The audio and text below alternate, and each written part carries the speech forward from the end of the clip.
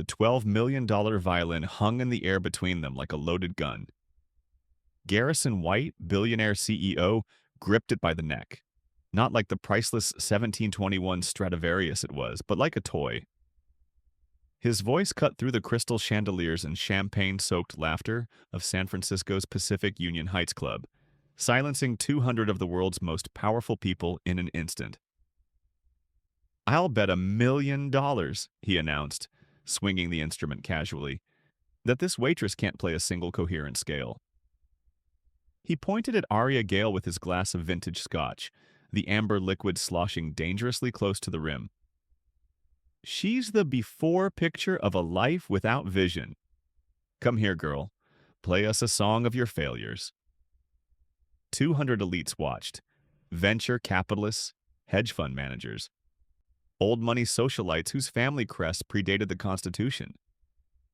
Nobody moved, nobody spoke, the kind of silence that only exists when everyone in the room is too afraid to challenge the alpha predator. What Garrison didn't know was that this wasn't a random act of cruelty, and Aria wasn't a random waitress. She was the daughter of the man he'd destroyed 6 years ago, and she'd spent the last 6 months engineering this exact moment, down to the second. Drop a comment below and tell us which city you're watching from right now. But we're getting ahead of ourselves. Let's rewind to 2 hours earlier when Aria Gale was still invisible. Her hands moved in precise circles across the rim of a crystal champagne flute, polishing away fingerprints that would never be noticed. The Pacific Union Heights Club sat perched on the fog-drenched hills like a crown, knockout its windows overlooking a city of tech billionaires and venture capital vultures. Inside, wealth didn't whisper, it roared. $10,000 watches caught the light from chandeliers worth more than suburban homes.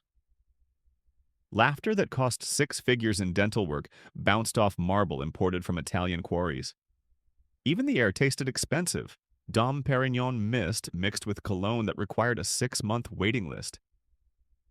Aria was a ghost in a tuxedo vest and bow tie weaving between bodies that never saw her.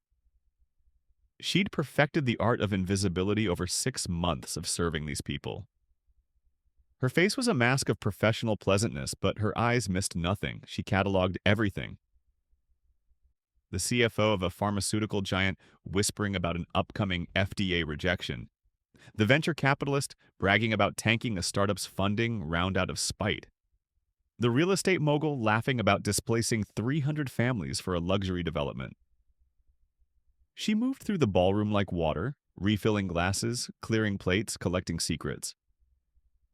Her fingers, long and scarred in ways a waitress's shouldn't be, worked automatically while her mind filed away every conversation, every confession, every casual admission of corporate brutality. On her left collarbone, barely visible above the collar of her uniform, was a subtle, permanent indentation.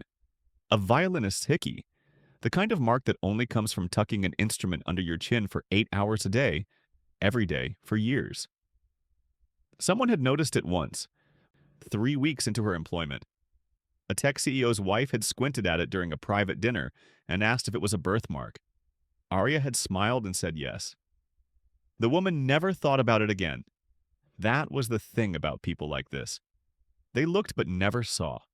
They spoke but never listened. They consumed but never questioned where their meal came from or who prepared it. To them, service workers were animated furniture. Necessary, forgettable. Beneath contempt and beneath notice. Garrison White held court near the auction stage, surrounded by admirers like a sun circled by desperate planets. He was 40 years old and looked like a Men's Health magazine had designed him in a lab.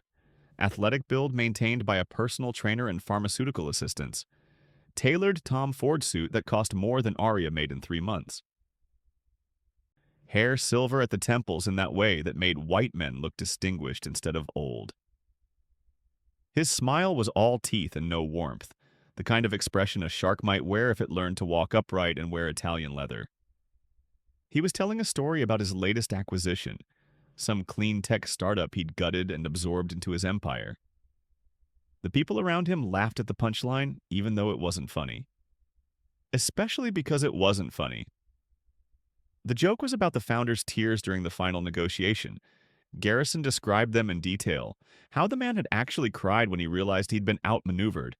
How he'd begged to keep the company name. How Garrison had said no just to watch his face crumble.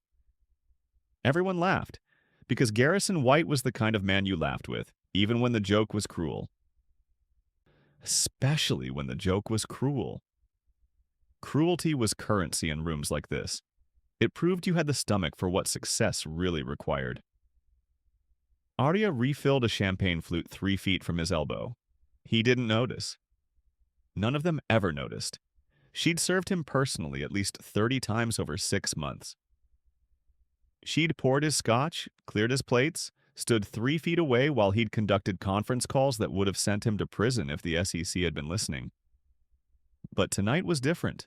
Tonight, the gala was celebrating Garrison's biggest acquisition yet, a renewable energy firm that had been his main competitor. The deal had closed that morning. 2,000 employees would be laid off by Friday. The patents would be shelved to protect his existing product lines. Innovation sacrificed on the altar of market dominance. And in the corner of the ballroom, spotlit like a religious artifact, sat the evening's crown jewel, a 1721 Stradivarius violin on loan from a private collector for the charity auction. $12 million worth of wood, varnish, and 3 centuries of history. The program described it as one of the finest examples of Antonio Stradivari's golden period, with a tone that has moved audiences to tears since before the American Revolution. Arya had seen it when she'd arrived for her shift. She'd stood in front of it for exactly 30 seconds before forcing herself to walk away. Looking at it too long would have broken her mask, because she knew that violin. Not this specific instrument, but she knew what it could do. She knew how the bow would feel in her right hand, how the strings would resist and then surrender under her fingers, how the wood would vibrate against her collarbone where the hickey lived. She knew because 6 years ago she'd been the kind of person who could have played it. Should have played it. Would have played it if Garrison White hadn't destroyed her father and murdered her future in the same efficient stroke. The auction was starting. A woman in a gown that cost more than a Honda Civic was explaining the provenance of the Stradivarius, her voice practiced and smooth. The bidding would begin at $8 million. Proceeds would benefit a youth music program, the kind of charitable giving that let billionaires feel good about themselves, while their business practices created the poverty the charity was designed to address. Garrison wasn't paying attention to the auction. He was scanning the room with the bored expression of a predator in a zoo, looking for something to make the evening interesting. His gaze swept past waiters, past his admirers, past the Stradivarius itself. Then his eyes stopped, locked, focused, on Arya's hands. She was holding a tray of empty champagne flutes, her fingers arranged in a grip that was too precise, too controlled. A waitress would have just grabbed them, but Arya's thumb and forefinger formed a perfect circle around the stem, her other fingers curved with the kind of discipline that only came from years of training in something that required absolute control. Garrison's eyes narrowed. He tilted his head slightly the way a cat does when it notices a mouse that's moving wrong. For the first time in 6 months, he actually looked at her. Not through her, at her. And Arya knew with the cold certainty of someone who just heard a trap snap shut that her invisibility had just ended. He was staring at her hands, and Garrison White never stared at anything unless he was about to destroy it. The auction continued. 8.5 million, 9 million, 9.2. But Garrison wasn't listening. He was still watching Arya, and a smile was spreading across his face. Not a pleasant smile, the kind of smile that preceded cruelty, the kind that said he'd just thought of something entertaining. He raised his hand, cutting off the auctioneer mid-sentence. "I'd like to make a different kind of wager," Garrison announced, his voice carrying across the suddenly silent ballroom. Every head turned. This was irregular, this was interesting.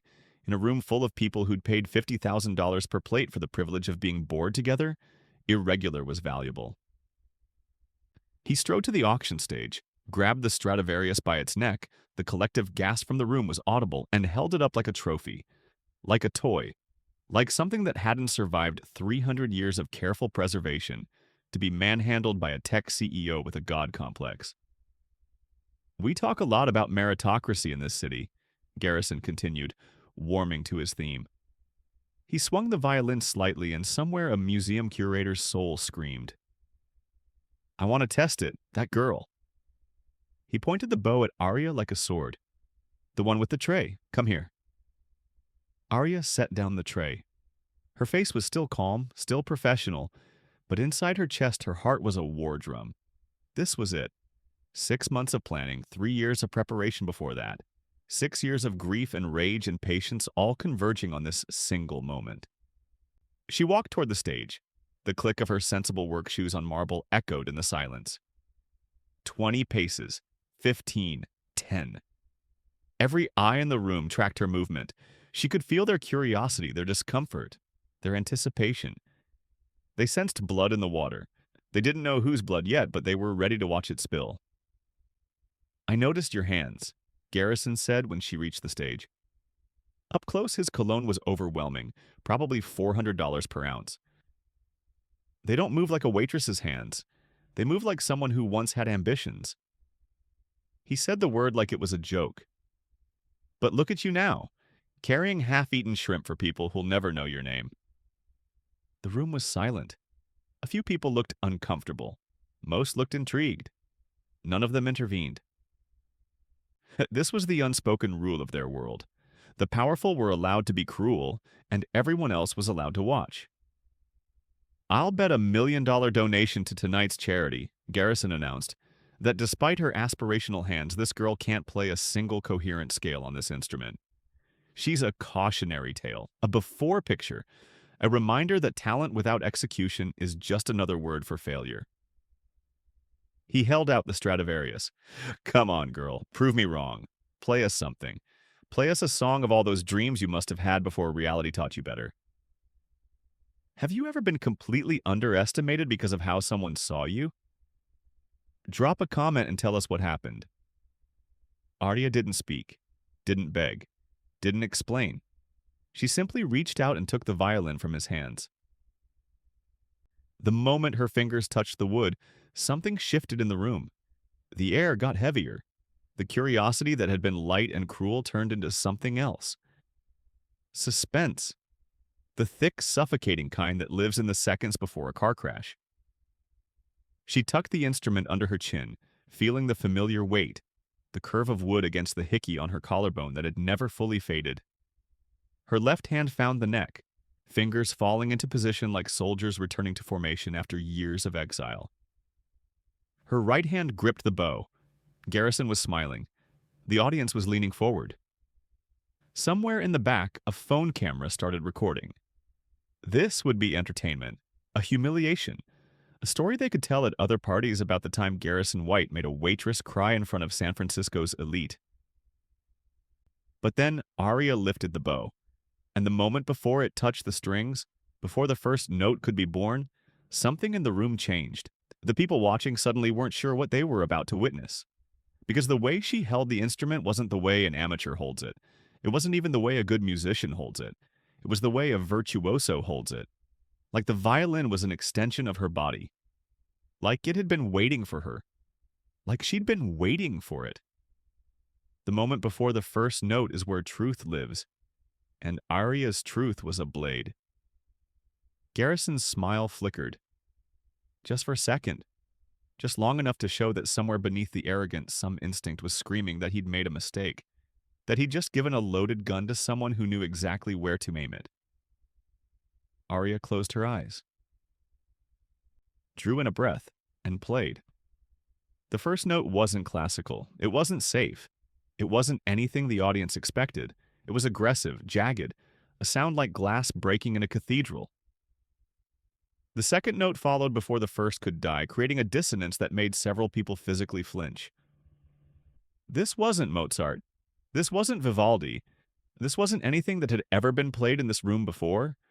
This was something else entirely, something dangerous. Something that had teeth. The composition had a name, though only Arya knew it. She'd written it 6 years ago in the week after her father's funeral, in the apartment where her mother had stopped speaking and started dying from the inside out. She'd titled it The Liquidation, and she played it now like she was trying to burn the building down with sound alone. The melody, if it could be called a melody, mimicked the sound of industrial machinery grinding to a halt, assembly lines shutting down, the hydraulic hiss of factory doors closing for the last time. Then it shifted, became the sound of a heart monitor in a hospital room, the steady beep, beep, beep, suddenly flatlining into a single sustained scream. Her bow attacked the strings with pressure that should have broken them. She was playing triple stops, pressing 3 strings simultaneously, while maintaining different bow speeds for each note, creating a harmony that was mathematically impossible and emotionally devastating. The sound that emerged wasn't just music. It was violence. It was grief weaponized. It was every ounce of pain she'd carried for 6 years compressed into vibrations and unleashed into the air like a virus. People in the audience weren't just listening. They were feeling it. A woman in the third row started crying and didn't know why. A venture capitalist found his hands shaking so badly he had to put down his glass. Several people wanted to leave but couldn't make their legs move, because the music was asking them questions they didn't want to answer. How many people had they destroyed in the name of market efficiency? How many families had their quarterly earnings reports shattered? How many children had watched their parents stop smiling because of a deal these people had celebrated with champagne? The composition shifted again. Now it sounded like a woman screaming in a soundproof room. The notes climbed higher and higher beyond the normal range of the instrument. Arya's fingers flying across the fingerboard in patterns that required a decade of practice to execute. The sound was thin and sharp and unbearable, like someone had found a way to turn emotional pain into an audible frequency. Garrison's face had lost all its color. The smug smile was gone. His hand, the one holding the empty glass, had started to tremble, because he recognized something in the music. Not the composition, he'd never heard it before, but he recognized the emotion behind it. The rage, the precision, the intelligence. This wasn't a failed musician playing for scraps. This was a master playing for blood. The final movement of The Liquidation was the worst, the most beautiful, the most terrible. Arya's bow moved so fast it became a blur, creating a sound like 1,000 voices crying out simultaneously. Then, without warning, she slammed into a sustained high E note, holding it at a volume and intensity that made the crystal chandeliers vibrate in sympathy. The note hung in the air. 5 seconds. 10. 15. People were holding their breath. Someone's phone had stopped recording because they'd forgotten they were holding it. The sustained E wasn't just a sound, it was a verdict. It was the sound of a judgment being rendered. It was the frequency at which empires fall. Then Arya lifted the bow. The note died. And the silence that rushed in to replace it wasn't empty. It was full. Pregnant. Dangerous. The silence of a courtroom after a guilty verdict. The silence of a building right before it collapses. The silence of 200 people who'd just realized they'd witnessed something they didn't understand and couldn't forget. Arya lowered the violin. Her face was still calm, still controlled, but her eyes, when they opened, were full of fire. She looked directly at Garrison White, not up at him, not with deference or fear. She looked at him the way a predator looks at prey.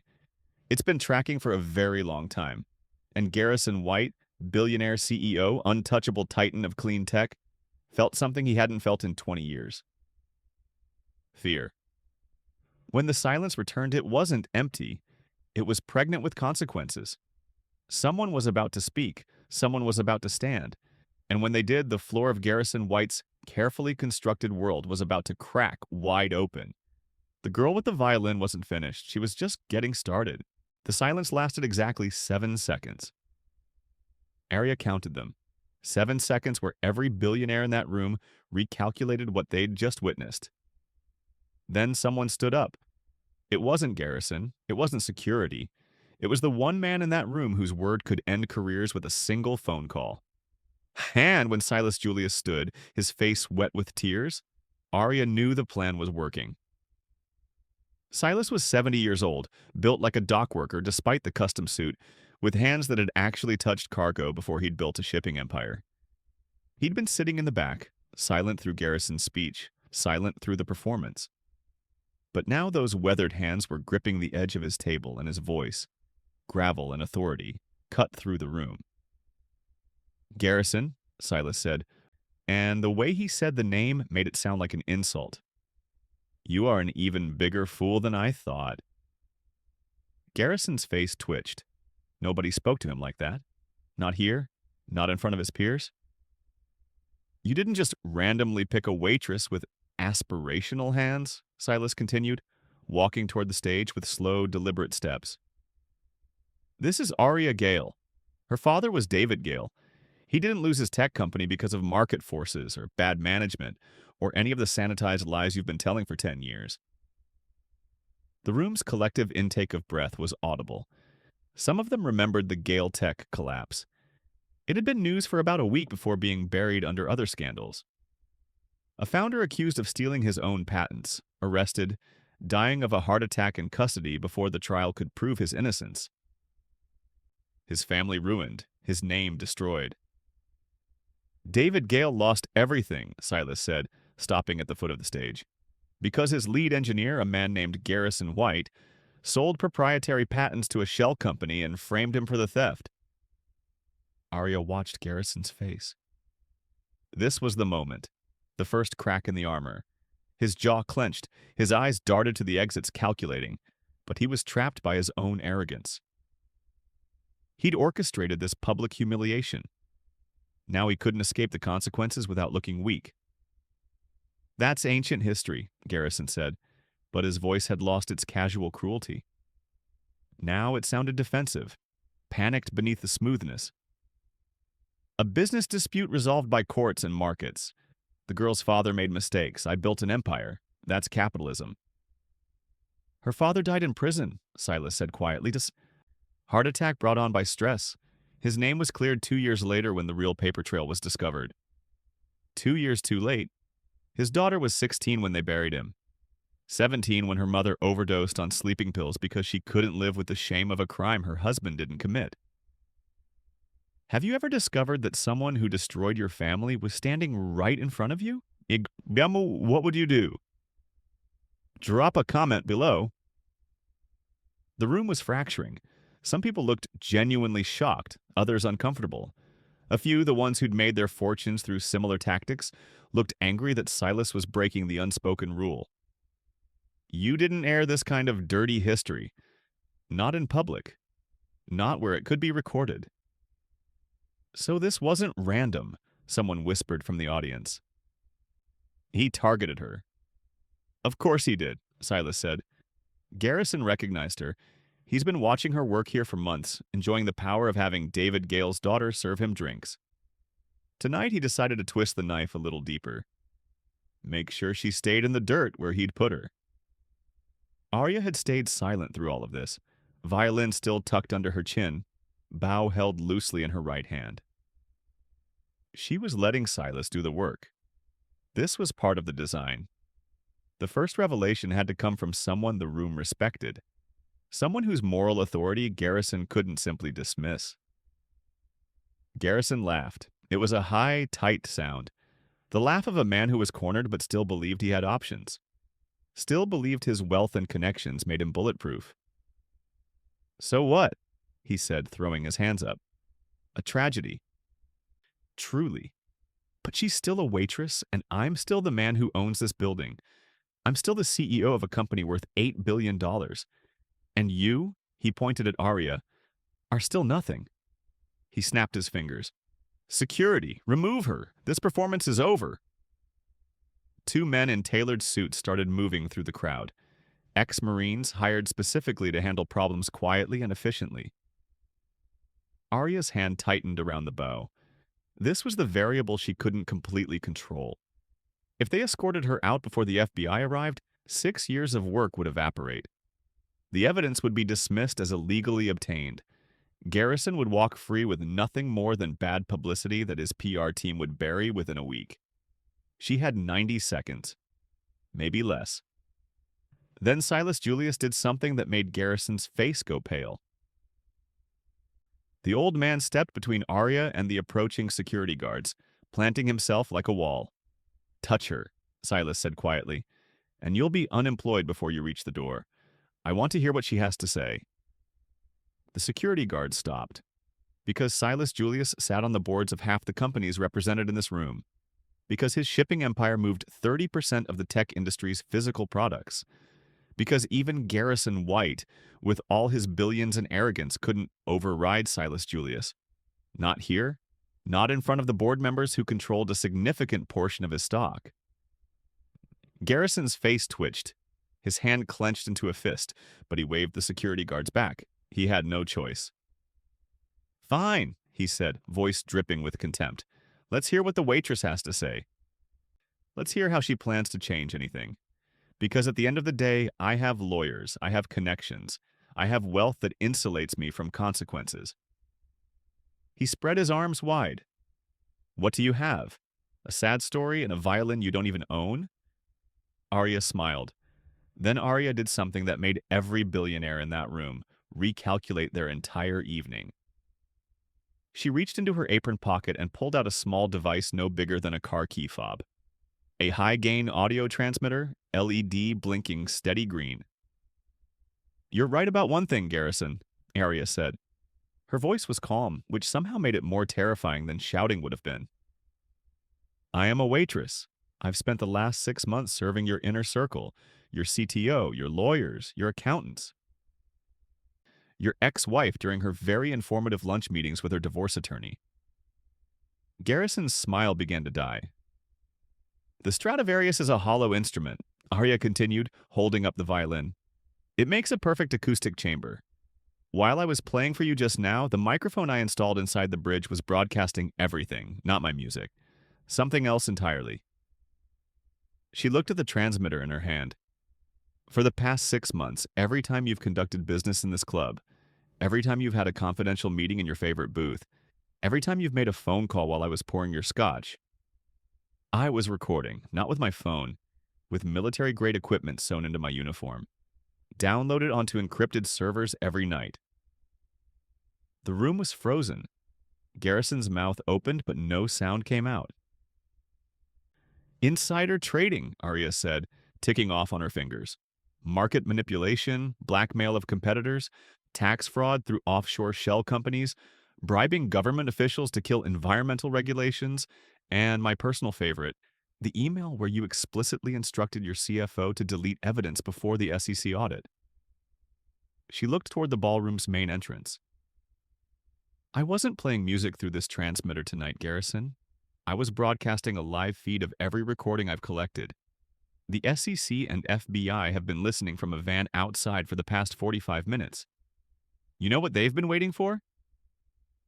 The doors burst open. Not security. Federal agents in windbreakers, guns holstered but visible, badges catching the chandelier light. A woman in a dark suit walked in first, her face professionally neutral. "They were waiting for you to incriminate yourself one more time," Arya said softly. "On camera. In front of witnesses who can't be bought. Thank you for the performance, Garrison. Your confession about framing my father was exactly what we needed to make all the other charges stick." The lead FBI agent reached the stage. "Garrison White, you're under arrest for securities fraud, racketeering, obstruction of justice, and conspiracy to commit wire fraud."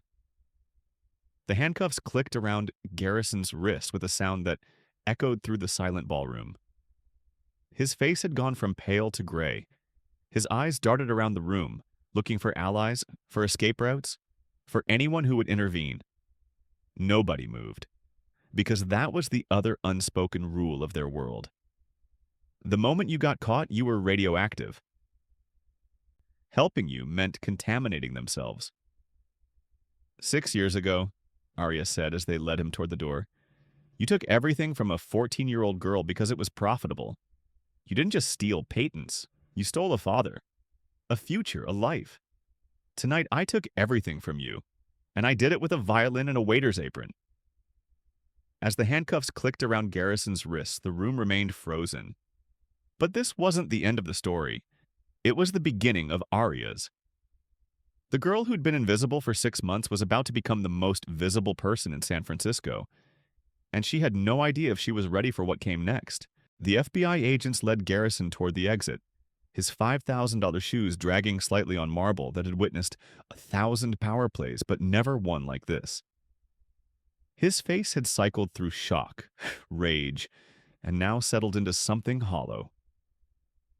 The man who'd walked into this ballroom as its undisputed king was leaving in handcuffs, and every phone in the room was capturing it. Arya watched him go, violin still in her hands. She should have felt triumph. 6 years of planning, 3 years of coordination with federal investigators, 6 months of serving drinks and swallowing humiliation. All of it had led to this moment. But standing there, watching the man who'd murdered her father's legacy get what he deserved, she felt strangely empty. The doors closed behind Garrison and his federal escort. The silence that followed was different from before. Earlier, it had been suspense. Now it was chaos trying to decide whether to erupt or stay contained. Silas Julius climbed onto the stage beside her. Up close, she could see the tears had dried on his weathered face, leaving salt tracks. "Your father once told me," he said quietly, "that the best revenge isn't destruction. It's building something better from the ashes. I think he'd be proud of what you built tonight." "I didn't build anything," Arya said. "I just tore something down."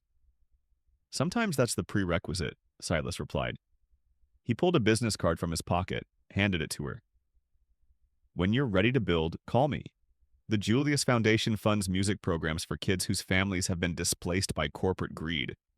We could use someone who understands both the music and the cost." Arya took the card, nodded. Around them, the ballroom was coming back to life. Conversations erupting in urgent whispers. Several venture capitalists were already on phones with their lawyers, presumably checking their own exposure. A few people approached tentatively, suddenly remembering how brilliant David Gale had been, how tragic his death, how they'd always suspected something wasn't right about the patent case. The convenient amnesia of people who'd stayed silent when it mattered. A woman in a severe black suit approached, FBI credentials already visible on her belt. "Miss Gale, I'm Special Agent Chen. We've been working your case for 3 years. I need you to come with us for debriefing. There's going to be trials, depositions, media. Your life is about to get complicated." "How long have you been working with them?" Someone from the crowd called out. Arya looked at Agent Chen, who nodded permission. 3 years. Since the day I turned 21 and could legally serve as a confidential informant without parental consent. The waitress job, the 6 months here, all of it was a federal operation." "The violin training?" another voice asked. "That was real," Arya said. She ran her fingers along the Stradivarius's neck one last time before carefully placing it back in its case. "I was accepted to Juilliard at 14.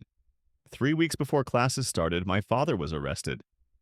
By the time his name was cleared, my mother was gone, and I was living with an aunt who could barely afford groceries. Juilliard held my spot for 2 years. Then they stopped asking." She closed the case with a soft click that sounded like a door shutting on an entire version of her life that would never exist. "I spent my late teens learning how to be invisible instead of how to be extraordinary. Turns out both require discipline." Agent Chen touched her elbow gently. "We should go. The media is already outside."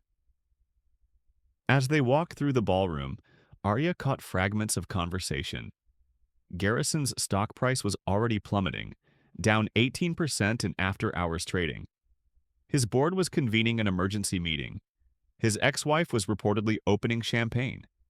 3 other CEOs who'd attended tonight were already retaining criminal defense attorneys, worried about what else might be on those recordings. The empire wasn't just falling, it was imploding, taking chunks of related corruption with it like a controlled demolition. Outside, camera flashes turned night into artificial day, reporters shouting questions, news vans blocking the street. Agent Chen and 2 other agents formed a protective barrier, hustling Arya toward an unmarked SUV. But as Arya reached for the door handle, she paused, turned back, looked up at the Pacific Union Heights Club's illuminated facade, at the floor-to-ceiling windows where shadows of billionaires still mingled, their world shaken but not shattered. "Miss Gale, we need to move," Agent Chen urged. Arya slid into the SUV. As they pulled away from the chaos, she leaned her head against the window and closed her eyes. Tomorrow would bring depositions, lawyers, media interviews, her face on every news channel. The invisible girl would become the most visible woman in America, for however long the news cycle cared. But tonight, driving through San Francisco's fog-wrapped streets, she allowed herself one moment of the grief she'd postponed for 6 years. Her father was still gone. Her mother was still dead. No amount of justice would bring them back or give her the life she'd lost. Revenge wasn't empty, but it wasn't full either. It was just what came after the ending, before the beginning. And Arya had no idea what her beginning looked like yet. But as they drove past the city her father had loved, where he'd built something meaningful before it was stolen, she knew one thing. She was done being invisible. And she was done letting powerful people decide who deserved to be seen. 6 months felt like 6 years when you spent them compressed into someone else's shadow. Arya stood in a converted warehouse in Oakland, 20 folding chairs arranged in crooked rows, fluorescent lights humming overhead with that particular frequency that meant they'd need replacing soon. No marble floors, no champagne, no billionaires deciding which charity deserved their tax-deductible generosity. Just a rented space that smelled like concrete and possibility, and 20 kids whose families had been torpedoed by the exact kind of corporate greed Garrison White had perfected.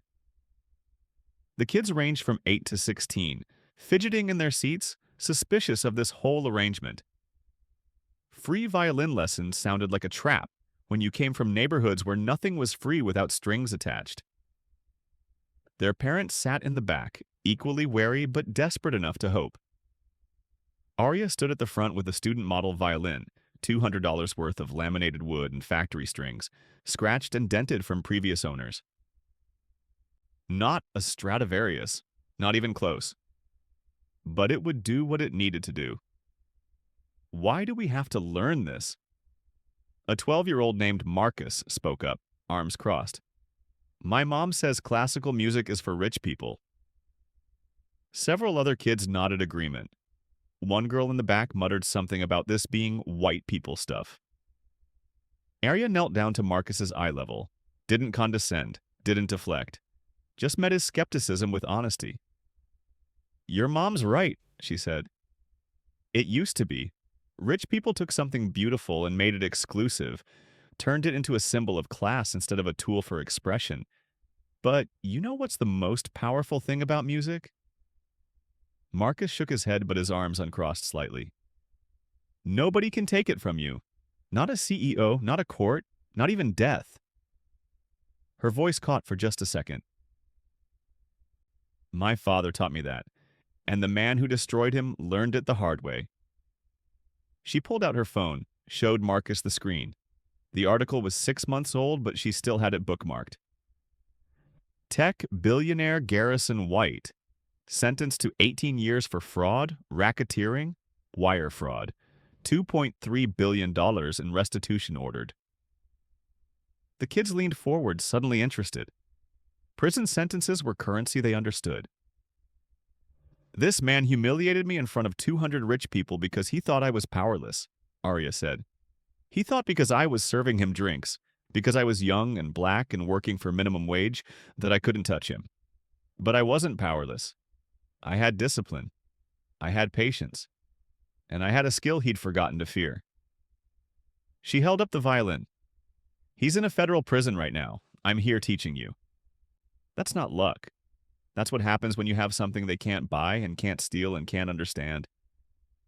Marcus was fully paying attention now. So were the other kids. So I'm not teaching you classical music so you can perform for rich people, Arya continued. I'm teaching you because the same discipline that makes you good at this makes you dangerous to anyone who underestimates you. Music is just the vehicle. Control is the destination. She handed Marcus the violin. Play me anything, just one note. Doesn't matter if it sounds good. Marcus looked at the instrument like it might bite him, took it awkwardly, bow gripped like a baseball bat, drew it across the strings. The sound that emerged was objectively terrible, a scratchy wheeze that made several kids laugh. Arya didn't flinch, didn't correct him, just said, "That is the sound of someone who refused to be silent. Do it again." Marcus did. Same terrible sound, but this time he was smiling slightly. "Again," Arya said. By the fifth attempt, it was still terrible, but Marcus was leaning into it, experimenting with pressure. The other kids had stopped laughing. They were watching, calculating whether this might actually be worth their time. 2 hours later, after every kid had produced at least one terrible sound and been told it was the beginning of something that could change their lives, the parents filtered out. Most thanked her. A few looked skeptical. One mother hugged her and whispered, "My daughter hasn't smiled like that in 6 months." Arya locked up the warehouse, walked to her car, a decade-old Honda Civic with a dent in the passenger door and 140,000 miles on the odometer. Found an envelope tucked under the windshield wiper, the Juilliard logo embossed in gold. She'd know that crest anywhere. Her hands shook slightly as she opened it. Inside, cream-colored stationery with the Dean of Admission's signature at the bottom. "Ms. Gale, your deferred acceptance remains valid. We followed your case closely. What you accomplished required the same discipline, precision, and courage that we cultivate in our musicians. The world needs virtuosos, but perhaps the world needs teachers more. We'll hold your spot as long as you need. The choice has always been yours. Dean Catherine Morrison." Arya sat in her car, envelope in her lap, and laughed. Not the bitter laugh of the girl who'd spent 6 months being invisible. Not the hollow laugh of someone who'd gotten revenge but lost everything else. Something different. Lighter. The laugh of someone who just realized she actually had choices now, for the first time in 6 years. She folded the letter carefully, placed it in the glove compartment next to her father's old business card. The card was worn at the edges from being handled too many times in moments of doubt. David Gale, innovator, father, believer in second chances. Her phone buzzed. Text from Agent Chen. "Media requests still coming in. 60 Minutes wants an interview. Book publishers. Netflix documentary. You don't have to respond to any of it, but thought you should know your story still matters to people." Arya typed back, "Tell them I'm busy." Because she was. Tomorrow, she'd be back at the warehouse. Marcus needed to learn proper bow grip. The shy girl in the back row needed encouragement to actually try instead of pretending she didn't care. 3 new kids were starting next week, siblings whose father had just been laid off when his factory relocated overseas to maximize shareholder value. They needed someone who understood that survival was its own form of artistry. That discipline could be a weapon.